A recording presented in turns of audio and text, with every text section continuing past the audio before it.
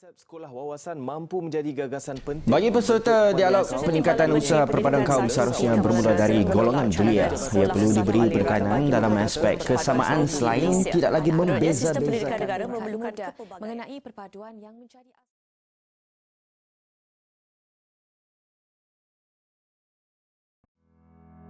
Sistem pendidikan di negara ini berorientasikan komuniti etnik tertentu yang berkongsi kurikulum yang sama.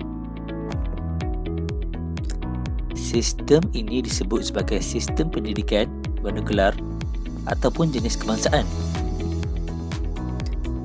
Pengekalan sistem sedemikian akan menggalakkan pemisahan kanak-kanak daripada komuniti etnik yang berbeza.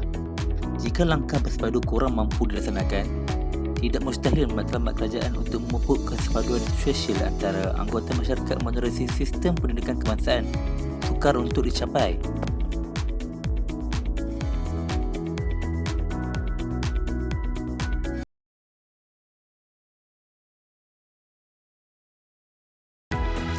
Melalui pendidikan, satu bahasa dapat dipertahankan dan bahasa juga menggambarkan jiwa sebuah bangsa. Oleh sebab itu, setiap komuniti etnik di Malaysia berusaha mempertahankan sistem pendidikan masing-masing.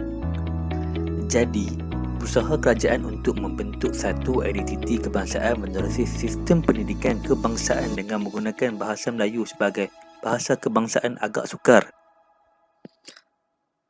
Tanah Melayu, pengaruhnya banyak ditentukan oleh tempoh penjajahan. Dalam tempoh penjajahan selama 130 tahun, pihak British melaksanakan dasar pecah dan perintah dengan mengasingkan etnik mengikut komuniti masing-masing.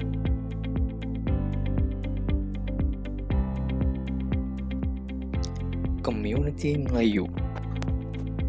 Di peringkat awal, dua bentuk sekolah telah dibina. Pertama, sekolah secara tidak formal, iaitu sekolah pondok yang menekankan penggunaan bahasa Melayu dan bahasa Arab sebagai bahasa pengantar. Sekolah ini membabitkan sekolah agama rakyat, sekolah pondok dan madrasah. Sukatan pelajaran pengajaran lebih menekankan pembacaan Al-Quran, Al-Hadis dan hal ehwal keagamaan yang dibayai oleh individu tertentu. Kedua, di sekolah vernakular Melayu yang didirikan oleh kerajaan British, bahasa Melayu dikekalkan sebagai bahasa pengantar dan tumpuan lebih kepada perkara asas seperti membaca, mengira, menulis, ilmu pertukangan, anyaman dan pertanian bagi memenuhi kehendak kehidupan luar bandar. Komuniti Cina. Majoriti komuniti Cina mendirikan sekolah di setiap wilayah dan di negara baru yang diduduki mereka. Dasar laissez-faire British membuka peluang kepada perubahan sekolah vernakular Cina yang menerapkan nilai-nilai kecinaan seperti bahasa Cina dikekalkan sebagai bahasa pengantar. Sekitar tahun 1920, kebangkitan semangat nasionalisme di Cina seperti fahaman Kuomintang dan komunis telah merasuk masuk ke tanah Melayu menerusi sekolah vernakular Cina. Kesannya, kedua-dua ideologi berkenaan dan sentimen anti-imperialis dan seterusnya anti-British telah mempengaruhi komuniti Cina secara berleluasa. Komuniti India.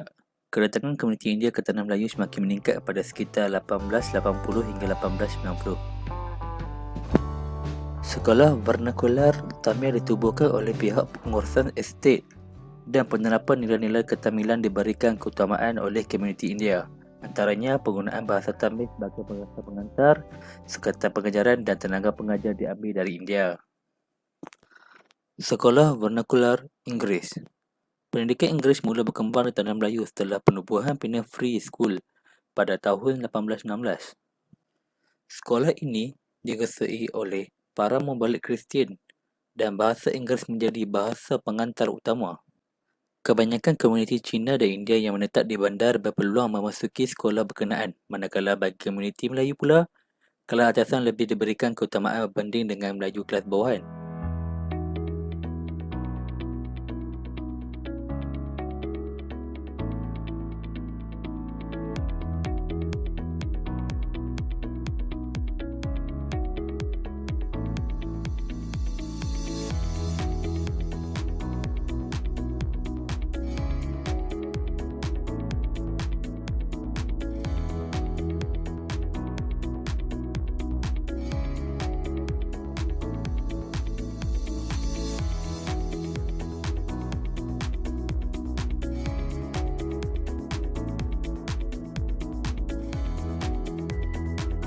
bahasa Melayu digunakan sebagai bahasa pengantar di sekolah kebangsaan dan bahasa Mandarin dan bahasa Tamil digunakan sebagai bahasa pengantar di sekolah jenis kebangsaan.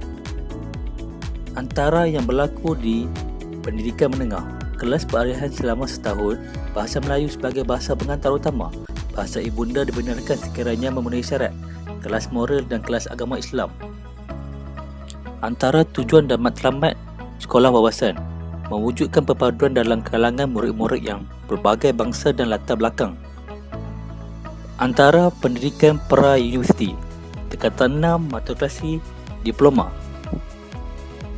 Institut Pengajian Tinggi terbahagi kepada dua, IPTA dan IPTS. UiTM, USIM, UIA antara yang didominasikan oleh orang Islam dan Bumiputera Sabah Sarawak. Isu sekolah vernakular dalam sistem pendidikan Malaysia tidak pernah selesai dan kerap menjadi kontroversi. Majoriti orang Cina yang diwakili oleh Dong Zhongzong berkata sekolah vernakular berpuluh tahun lalu tidak pernah mengakibatkan polarisasi kaum, malah telah meningkatkan daya saing negara di peringkat antarabangsa. Dong Zhongzong meminta kerajaan bersikap terbuka dalam memberi layanan sama rata kepada sekolah pelbagai aliran bagi mengukuhkan perpaduan dan pembangunan negara. Mereka ingin mempertahankan penerbitan akhbar Cina yang melibatkan 6 akhbar harian di Semenanjung dan 8 akhbar di Sabah Sarawak. Selain itu, mereka ingin mempertahankan persatuan Cina yang melibatkan lebih 8,000 persatuan seperti Persatuan Rumah Ibadat, Puak dan Bahasa, Persatuan Politik dan Pendidikan, Persatuan Perniagaan dan Perdagangan.